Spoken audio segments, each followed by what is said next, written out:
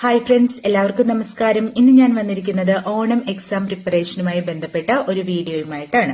അപ്പോൾ ഓണം എക്സാം ഇങ്ങ് വന്നെടുത്തു കഴിഞ്ഞു. വളരെ കുറച്ച് ദിവസങ്ങളേ ഉള്ളൂ പരീക്ഷയ്ക്ക്. അപ്പൊ എല്ലാവരും പഠിച്ചു തുടങ്ങിക്കാണും എന്ന് വിശ്വസിക്കുന്നു.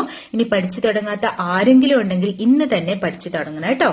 അപ്പോൾ ഞാൻ കഴിഞ്ഞ വീഡിയോയിൽ പറഞ്ഞിരുന്നു, നമുക്ക് ടൈം ടേബിൾ കിട്ടിക്കഴിഞ്ഞാൽ ഉടൻ തന്നെ നമ്മുടെ സ്റ്റഡി ഏരിയയിൽ ഈ ടൈം ടേബിൾ നമുക്ക് കാണുന്ന രീതിയിൽ ടൈം ടേബിൾ ഒരു പേപ്പറിൽ എഴുതി ഒട്ടിച്ചു വെക്കുക. ഇനി ടൈം ടേബിളിന്റെ ഒരു കോപ്പി നിങ്ങളുടെ രക്ഷിതാക്കളെയും ഏൽപ്പിക്കുക. അഥവാ നമ്മുടെ സബ്ജക്ട് അങ്ങോട്ടും ഇങ്ങോട്ടും ഒക്കെ ഒന്ന് മാറിപ്പോവുകയാണെങ്കിൽ രക്ഷിതാക്കൾ നമ്മളത് കൃത്യമായിട്ട് ഓർമ്മിപ്പിക്കുന്നതിന് വേണ്ടിയിട്ടാണ്. അപ്പൊ അറ്റ്ലീസ്റ്റ് നിങ്ങളുടെ ടൈം ടേബിൾ നിങ്ങളുടെ സ്റ്റഡി ഏരിയയിൽ എഴുതി ഒട്ടിക്കുകയെങ്കിലും ചെയ്യുക. അതുപോലെ തന്നെ ടൈം ടേബിളിന്റെ കൂടെ പരീക്ഷ ടൈമും കൂടി എഴുതി വെക്കുക. അതുപോലെ ഓരോ സബ്ജക്റ്റും ഏതൊക്കെ ചാപ്റ്ററാണ് ഉള്ളതെന്നും കൃത്യമായിട്ട് മാർക്ക് ചെയ്ത് വെക്കുക. ഇപ്പൊ സാധാരണ LP ക്ലാസ്സുകാർക്കൊക്കെ രാവിലെയാണ് പരീക്ഷ വരിക, ഹൈസ്കൂളുകാർക്ക് ഉച്ചകഴിഞ്ഞാണ്. എങ്കിൽ പോലും ചില ദിവസങ്ങളിൽ 2 പരീക്ഷയൊക്കെ ഉള്ളതുണ്ടാവും. ആ ദിവസം പ്രത്യേകം നോട്ട് ചെയ്ത് ആ ടൈമും കാര്യങ്ങളും ഒക്കെ കൃത്യമായിട്ട് തന്നെ എഴുതി വെക്കുക.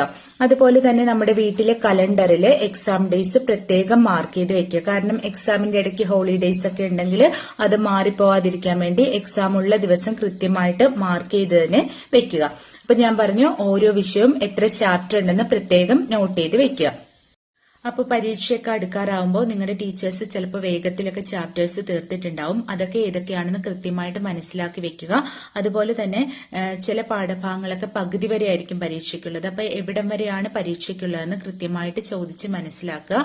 അതുപോലെ ഫ്രണ്ട്സിനോടൊക്കെ പരീക്ഷയ്ക്കുള്ള ടോപ്പിക്സ് ഒക്കെ ഒന്ന് ഡിസ്കസ് ചെയ്യുന്നത് കുറച്ചുകൂടി ഹെൽപ്ഫുൾ ആയിരിക്കും. അതുപോലെ ഓരോ ദിവസവും എന്തൊക്കെ പഠിക്കണം എന്നത് കൃത്യമായിട്ട് പ്ലാൻ ചെയ്ത് വെക്കുക. ഓരോ ദിവസം എത്ര ചാപ്റ്റർ വീതം പഠിച്ചു തീർക്കും എന്നൊക്കെ ഒന്ന് പ്ലാൻ ചെയ്ത് വെച്ചിട്ട് പഠിക്കുന്നത് കുറച്ചുകൂടി പഠിച്ചു തീർക്കാനായിട്ട് നല്ലതായിരിക്കും. അതുപോലെ തന്നെ അവധി ദിവസങ്ങളിൽ നമുക്ക് എക്സ്ട്രാ ഡിഫിക്കൽട്ട് ആയിട്ടുള്ള സബ്ജക്ട് ഒക്കെ അധികം ചാപ്റ്ററുകൾ പഠിച്ചു തീർക്കുക. പിന്നെ പരീക്ഷയ്ക്ക് പോകുമ്പോൾ കൊണ്ടുപോകേണ്ട കാര്യങ്ങളാണ് ഞാൻ പറയുന്നത്. അതായത് എല്ലാവർക്കും അറിയാവുന്നതാണ്, നമ്മളൊരു റൈറ്റിംഗ് പാഡ് കയ്യിൽ കരുതുക. അതുപോലെ ബോക്സ് കൊണ്ടുപോവുക. മിനിമം ഒരു 2 പേനയെങ്കിലും, 3 പേന വരെ ആകാം, 2-3 പേന കയ്യിലെടുക്കുക. അതുപോലെ സ്കെയില്, എറേസർ, ഷാർപ്പനർ, അങ്ങനെ നമുക്ക് പരീക്ഷയ്ക്ക് എഴുതാൻ വേണ്ട എല്ലാ സാധനങ്ങളും നമ്മൾ കൊണ്ടുപോവുക. കാരണം പരീക്ഷയ്ക്കിടയ്ക്ക് മറ്റടുത്തിരിക്കുന്ന ഒരാളോട് കടം മേടിക്കുന്നതും ചോദിക്കുന്നതും സംസാരിക്കുന്നതും ഒക്കെ നമുക്കും ബുദ്ധിമുട്ടാണ്, ചോദിക്കുന്നവർക്കും കേൾക്കുന്നവർക്കും ബുദ്ധിമുട്ടാണ്. അപ്പൊ അതൊക്കെ ഒഴിവാക്കുക. അതുപോലെ ചിലർക്കൊക്കെ പരീക്ഷ എഴുതാനായിട്ട് പ്രത്യേക പേനയോട് താല്പര്യം ഉണ്ടാവും. അപ്പൊ നിങ്ങൾക്ക് പരീക്ഷ എഴുതാൻ ഏത് പേനയാണ് ഇഷ്ടമുള്ളത് എന്ന് ജസ്റ്റ് ഒന്ന് കമന്റ് ചെയ്യണം കേട്ടോ. അതുപോലെ UP ക്ലാസ് മുതലാണെങ്കിൽ ഇൻസ്ട്രുമെന്റ് ബോക്സ് നിർബന്ധമായിട്ട് കൊണ്ടുപോകേണ്ടതുണ്ടാവും. ഇപ്പോ എന്നെ സംബന്ധിച്ച് മാത്സ് ഒരു ഡിഫിക്കൽട്ട് ആയിട്ടുള്ള സബ്ജക്റ്റ് ആയിരുന്നു. എന്നാൽ പോലും ഇൻസ്ട്രുമെന്റ് ബോക്സ് ഉപയോഗിച്ച് നമ്മൾ ചെയ്യുന്ന പ്രോബ്ലംസ് ഒക്കെ എനിക്ക് വളരെ ഇഷ്ടമായിരുന്നു കേട്ടോ. അത് പെട്ടെന്ന് മാർക്ക് സ്കോർ ചെയ്യാനൊക്കെ പറ്റുന്ന ഒരു ക്വസ്റ്റ്യൻ ആയിരിക്കും. അപ്പോൾ അങ്ങനെ നിങ്ങൾക്ക് ഇഷ്ടമാണെന്ന് വിചാരിക്കുന്നു. പിന്നെ പരീക്ഷയ്ക്ക് പോകുന്നതിന് മുമ്പായിട്ട് പഴയ ക്വസ്റ്റ്യൻ പേപ്പർ സോൾവ് ചെയ്ത് പഠിച്ചിട്ടേ പോകാവുള്ളൂ. ഒരു 4 മോഡൽ ക്വസ്റ്റ്യൻ എങ്കിലും ചെയ്ത് പരിശീലിച്ച് പോകുന്നത് നിങ്ങളുടെ ആ പരീക്ഷ എഴുതാനുള്ള കോൺഫിഡൻസ് ലെവൽ വർദ്ധിപ്പിക്കാൻ വളരെയധികം ഹെൽപ്പ് ചെയ്യും. അപ്പോ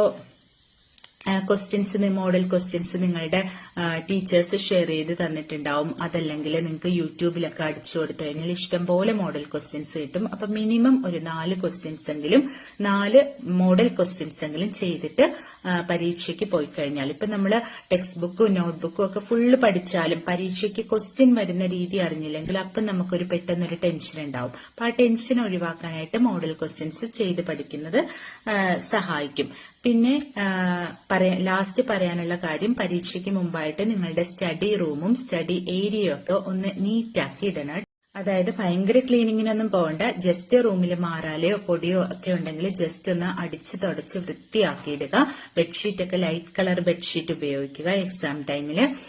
അതുപോലെ തന്നെ നിങ്ങൾ പഠിക്കാനിരിക്കുന്ന ടേബിളൊക്കെ നീറ്റായിട്ടിരിക്കുക. ചില കുട്ടികളുണ്ട് എഴുതി തീർന്ന പേനയും റീഫില്ലും അതുപോലെ ബോക്സ് വാങ്ങിച്ച കവറോ പേന വാങ്ങിയ കവറോ ഒന്നും കളയാതെ എല്ലാം സൂക്ഷിച്ച് സ്റ്റഡി ടേബിളിൽ വെക്കുന്ന കുറെ കുട്ടികളുണ്ട്. അപ്പൊ അങ്ങനെ വേണ്ട. അപ്പൊ ആവശ്യമില്ലാത്ത സാധനങ്ങളെല്ലാം റൂമിൽ നിന്ന് മാറ്റി ആവശ്യത്തിനുള്ള സാധനങ്ങൾ മാത്രം വെച്ച് വളരെ നീറ്റായിട്ട് വെക്കുക. അപ്പൊ നമുക്ക് ഫ്രഷ് എയർ ഒക്കെ ശ്വസിച്ച് നല്ല നീറ്റായിട്ട് ഇരുന്ന് പഠിക്കാനായിട്ട് കഴിയും. അപ്പോൾ ആ ഇരുന്ന് പഠിക്കുന്ന ഏരിയയും നമ്മുടെ പഠനത്തെ സ്വാധീനിക്കുന്ന ഒരു ഘടകം തന്നെയാണ്. കഴിവതും എക്സാം ഉള്ള ദിവസങ്ങളിൽ അവരവരുടെ റൂമിൽ തന്നെ ഇരുന്ന് പഠിക്കാനായിട്ട് ശ്രമിക്കുക.